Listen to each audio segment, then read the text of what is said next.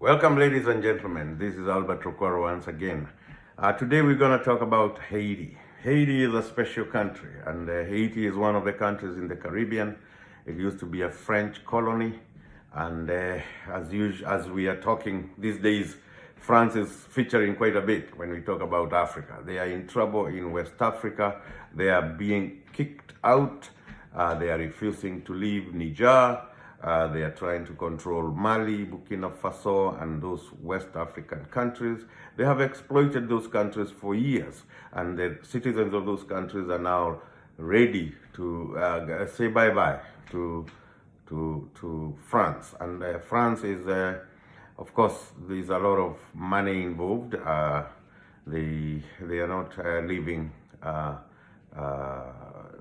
without a fight, and but they're gonna leave anyway, one way or another. But let's go to history, and I know I might get into some trouble today with my viewers here, because I know history is not a favorite subject for a lot of people, and people do tend to switch off when they hear history. But unless we know where we have been, what has happened in the past, we may not appreciate where we are today, and we may not be able to see as clearly as we should where we are headed. So today I will force you to take a history lesson with me about Haiti. Haiti is today the poorest country in the world by many metrics. They are quite behind on a lot of things, and that is by design. They were once the richest country in the Northern Hemisphere. Haiti was richer than the United States. It was richer than all the countries of South America. It was richer than all the countries in the Caribbean. It was quite a marvel. And those were the days of the slave trade. And the main commodity that made Haiti rich those days was sugar.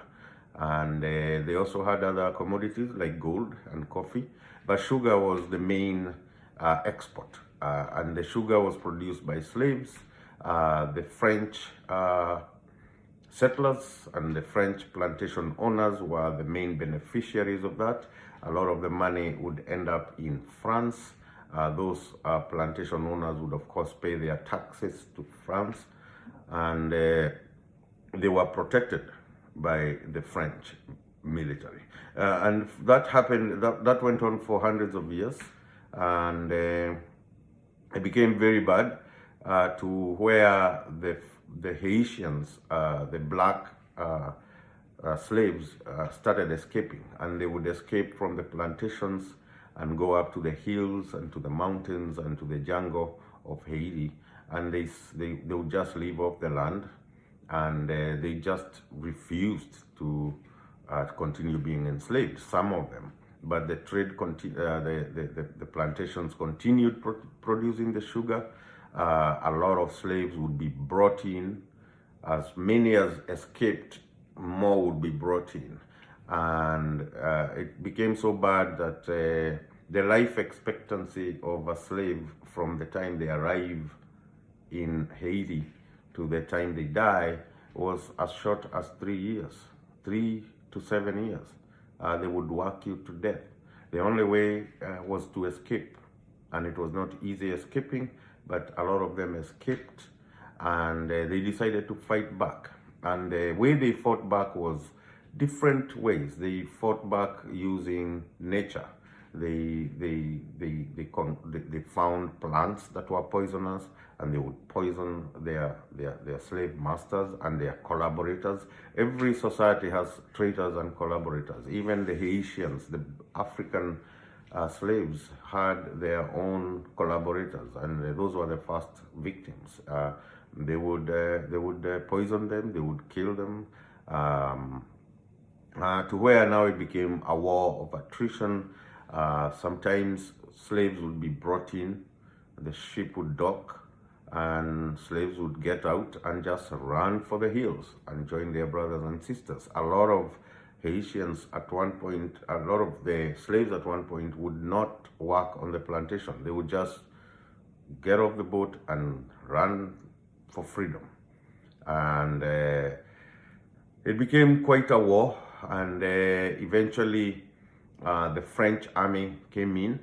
they came in big time to suppress their uprising, and they were routed by these Africans, and they were defeated. The French army suffered one of its worst defeats, and this was when France was under Bonaparte, Napoleon Bonaparte, and that was a very revered general those days. But he got whipped by the Africans in Haiti, and they eventually kicked out the plantation owners. They killed most of them. The ones who did not die escaped and ran away by ship back to France. And that was a major victory, because it was the first country ever, the first majority black country to become independent. And it has been demonized for that.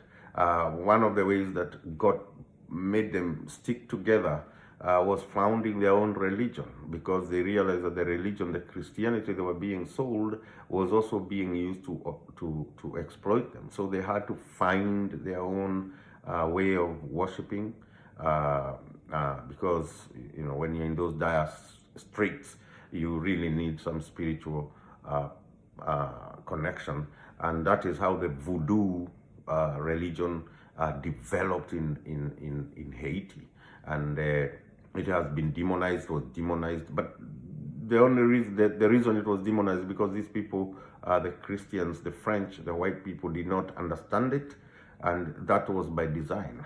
The Haitian black people were not starting the voodoo religion so that the French can understand it. They were starting it to scare them and to show them that they have their own traditions. Of course, it was not a very organized thing, because it's all these traditions coming from different countries. Most Haitian slaves those days came from the Congo and Benin and Angola. So in a continent where there are thousands of languages and traditions, you can imagine putting those people in one island and telling them, now start a religion. It's gonna be something that is not easily understood by everybody, but it worked for them. It brought them together.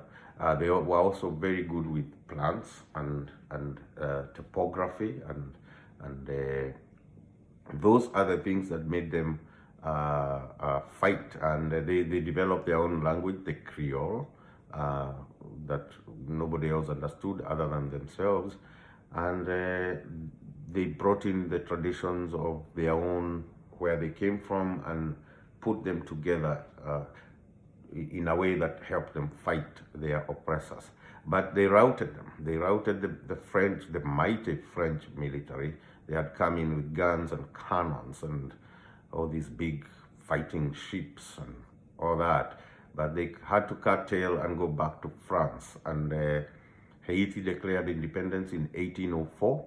But in declaring that independence, they signed a treaty with France. And one of the conditions was that they would pay France some millions of francs or millions of dollars for years. And they paid that money for hundreds of years, maybe about 100 years, because they finished paying that around 1934 from 1804.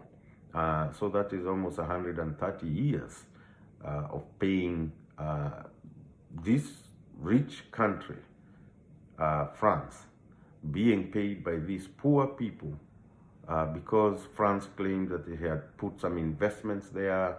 They lost a lot of tax money. Their citizens their land was taken from them, and this land that they had stolen from the original citizens of Haiti, the natives of Haiti, whom they had annihilated. They had killed them, and it is bad behavior all the way from back in the day to this day. They are doing the same thing in Niger. They are doing the same thing in Burkina Faso. They're doing the same thing in Gabon. They're doing the same thing everywhere in Africa now. But the important thing to note here is that Haiti was the first majority-owned majority black country to gain independence, and that did not sit well with these white supremacists. They did not like that, and so they have demonized Haiti. Not only did they impoverish them by making them pay them, but they also Haiti was removed from the world economic system. They could hardly get anybody to sell stuff to them. America, which was a rising power by then, America got independence late 17th century, 1700s. By 1804, it was already established. Thomas Jefferson was the president. They did not like that Haiti became independent. So they fought for their independence, and because the likelihood of that spilling over to the southern states of America, where slavery was still practiced, was unfathomable to the American government. So they had a blockade of Haitian goods. The sugar industry, the sugar plantations and everything collapsed. But still, Haiti managed to liberate a lot of the South American countries like Colombia and Bolivia and Venezuela and a lot of the islands, Jamaica, they supported them, and others. So you can see the consequences of standing up to these people. And that is what I want to tell the Africans today, especially the French West African countries that are fighting this new liberation, trying to get France off their backs, that France can be very brutal and they can mobilize their power to finish you. But there is hope. You cannot live in enslaved forever. So as we look at it, you can see how France has benefited from these people all over the world. And today, the most valuable companies in France, if you look at their stock exchange, are companies that make luxury goods like Louis Vuitton and Dior and all that. And if you look at their history and all that, the wine industry, you will see that they live in luxury, they like luxurious stuff, but a lot of it comes from pain, the pain of people, mostly pain of colored and black people. And it's notable that the West Africans are saying enough of this. Now the question is, what happens in West Africa? Because we know what happened to Haiti.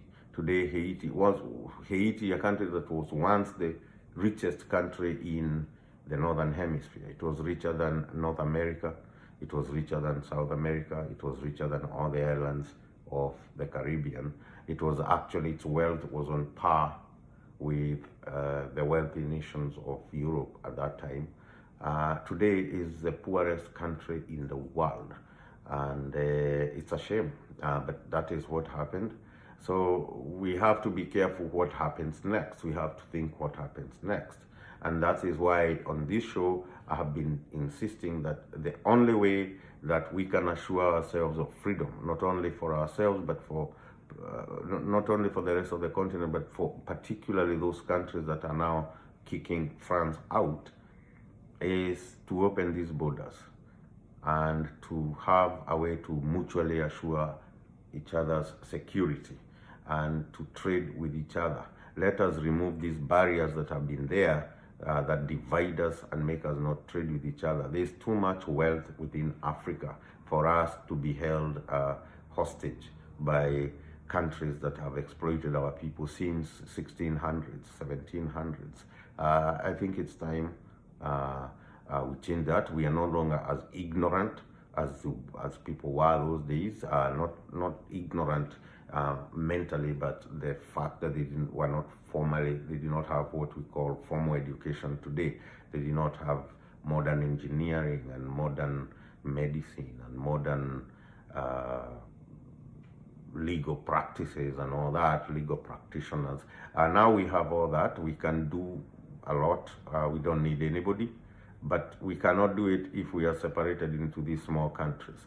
I would like my viewers here to really think long and hard about what we can do to unite as a country, because I think that is the only way that Africans will liberate themselves finally. It's not gonna be easy. There are too many divisions, and there's too much greed among our leaders, but we can still try. We shouldn't give up. I leave you with that word and that history, a little bit of the Caribbean, the Haiti, and we hope that one day we will unite, and that once we unite, our first military base as the African nation will probably be in Haiti, which will bring us right on the doorstep of the dangerous ones. And let's wait and see how this unfolds. This is all in the future, but the future starts today. And thank you for watching, and we'll see you again tomorrow. Bye-bye.